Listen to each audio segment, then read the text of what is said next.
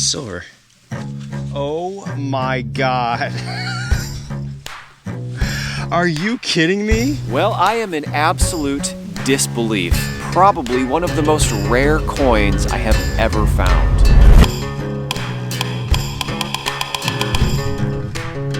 Well, hey folks, my name is Brad. If you happen to be new to my videos, I explore the mountains of Vermont searching for treasure with my metal detector. And today I was invited to a really special place. Right behind me is an old cellar hole from a farmhouse that was here about 150 years ago. And all of these trees that you see were at that time clear-cut to be pasture for likely a sheep farm. Now, after that farm was abandoned, all of these trees grew back, essentially converting this land back into wilderness, but the new owner of this land has decided he wants to convert it back into a farm like it was 150 years ago, and he has already started on that process. In fact, the excavator is currently working right down there. Now today I brought my metal detector to see what we can find in the ground, both in the forest here around the cellar hole, and we might even venture out into that new old farm field. Now, if this happens to be one of the first of my videos that you've seen, I publish one of these every single Friday. So if you like what you see here today, consider hitting that subscribe button or just come on back next Friday. I'm gonna get the metal detector turned on and see what we can find.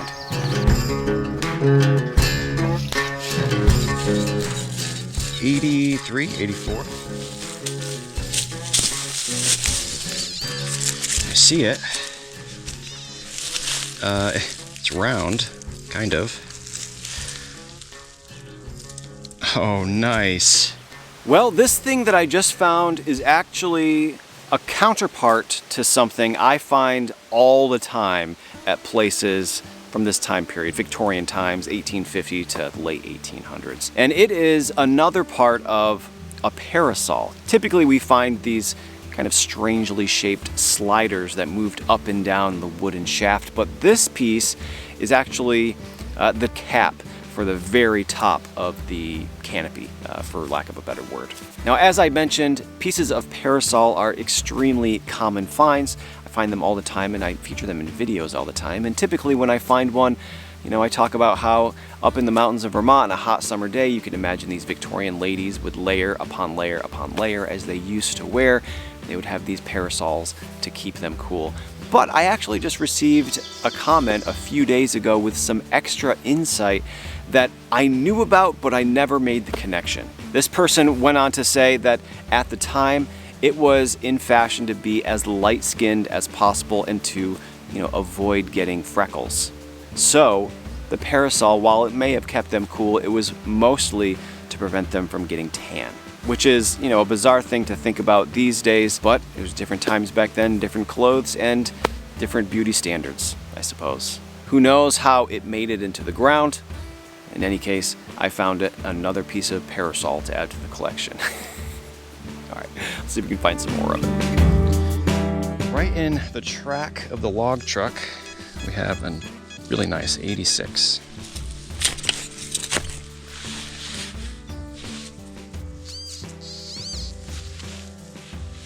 Oh, I see it. This is another very, very common farm item. You can see that it is a brass ball. Hole on this side, it goes all the way through, and we have a little hole right here. This is what we call an ox knob. Ox knobs were put on the end of the horns of the oxen to keep everybody safe, keep other animals safe. Rounded off the tip of the horn to make them a little less dangerous. A little screw would go through here to keep it in place. Common find, always sounds like an old coin. It's an ox knob. Well, once again, in the road, the trail,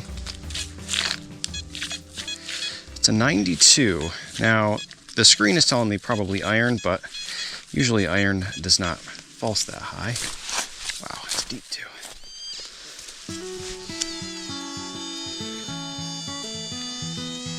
Looks green. Ooh, is that a big, thick coin? Well, I am once again in the road.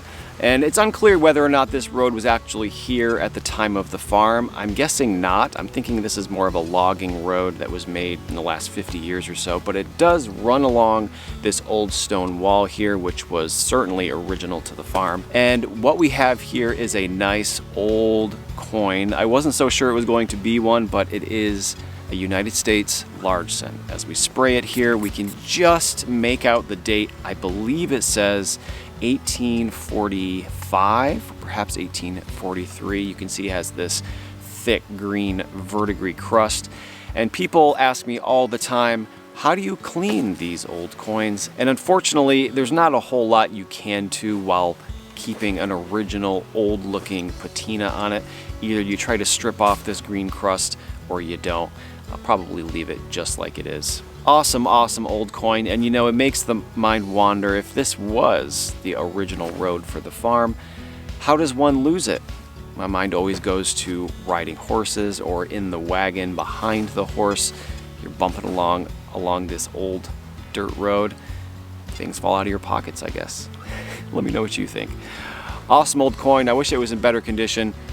But we can't complain about a coin over 150 years old. I'm gonna keep searching along the middle and the edges of this road and see what else we can find.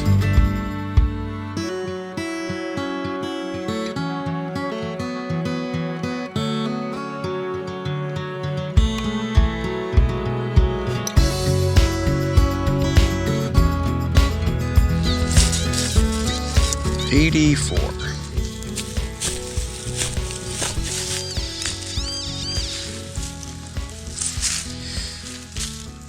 Whoa, that is a tiny one. So it is, of course, a pocket knife. Very, very small, very, very skinny. Despite that, it looks like it had two blades. And then, like many pocket knives we find, one of the blades is broken off. Super cool, little tiny one. Looks like the scales were wood. Beauty. 80, 79.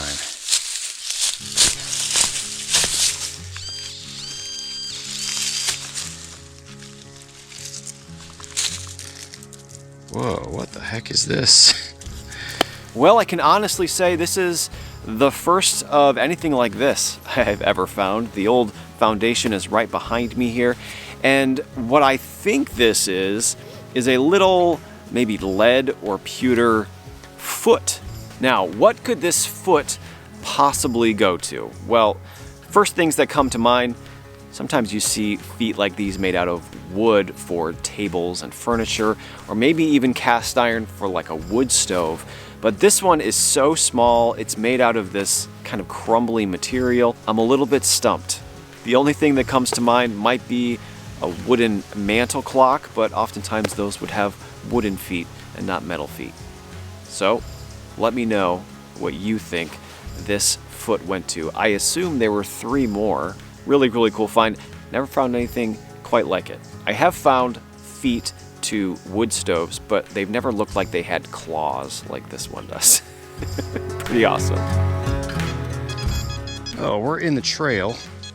I have a beautiful Loud 95. I'm gonna call it as either a modern quarter, that's what it is. I was going to say a modern quarter or a piece of a ATV. 85, it looks like. Well, better luck next time.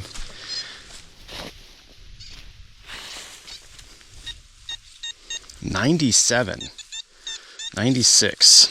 I found a modern quarter not too far away, so I'm going to assume that's what this is.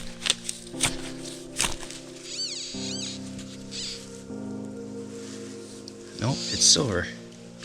Oh my God. Are you kidding me? That is a quarter, I think.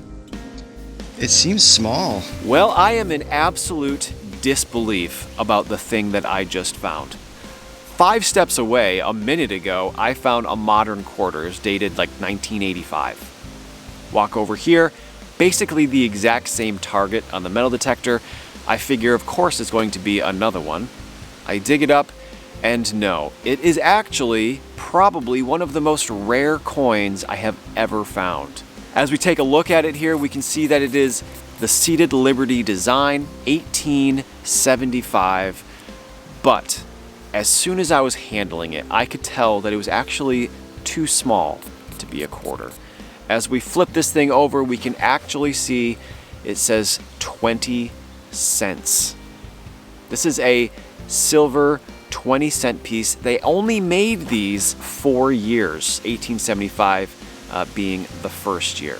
Now, I actually don't know a lot about the 20-cent coins, but I do know that when they were released in 1875, they caused mass confusion because they are such similar size to the quarters. People hated them, and so just 4 years later, they were discontinued. It is known for being one of the shortest lived US coins. I have never even seen one in person, let alone find one before. I've said in previous videos, the larger the coin gets, the more rare they are for me to find. I find lots of dimes, not very many quarters. First ever 20-cent piece. Absolutely incredible. I still can't believe it. And this one just so happens to be absolutely beautiful, which is especially surprising given that it was in the road, getting run over by ATVs and logging trucks for the last 50 years or so. What a find. I'll probably never find another one. Awesome.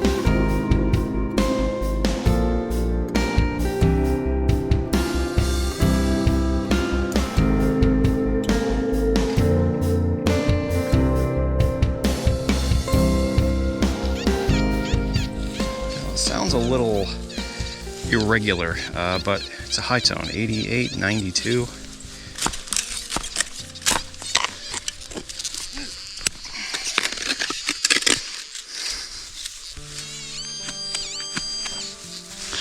Probably sounds irregular because it's big.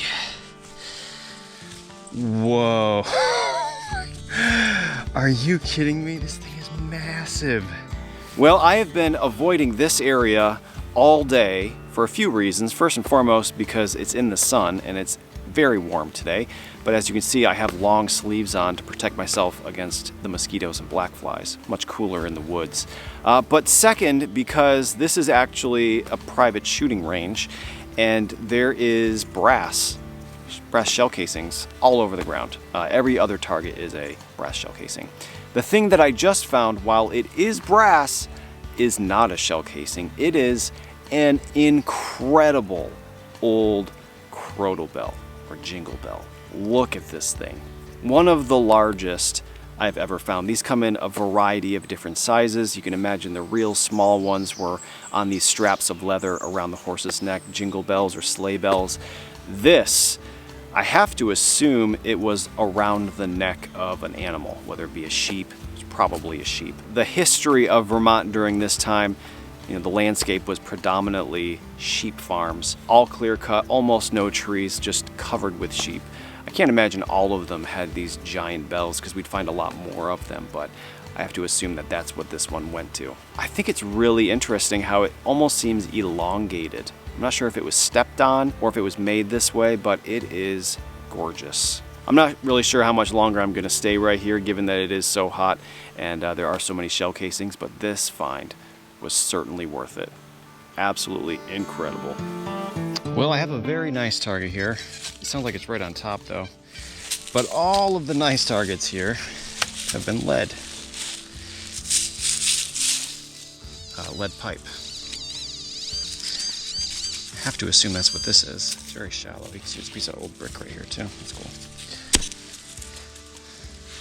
Oh, it's more of that umbrella. Well, I'm happy that it was not lead because this stuff is very frustrating. Like I said, more of that umbrella or parasol. This is what slid up and down the shaft with all the little spokes coming out, almost right on the surface. Next to some old brick. I'm sure there's some lead right around here. This is a crazy high target. Sounds really, really good. 95. I see it. Nice. Wow. Look at the shape on that.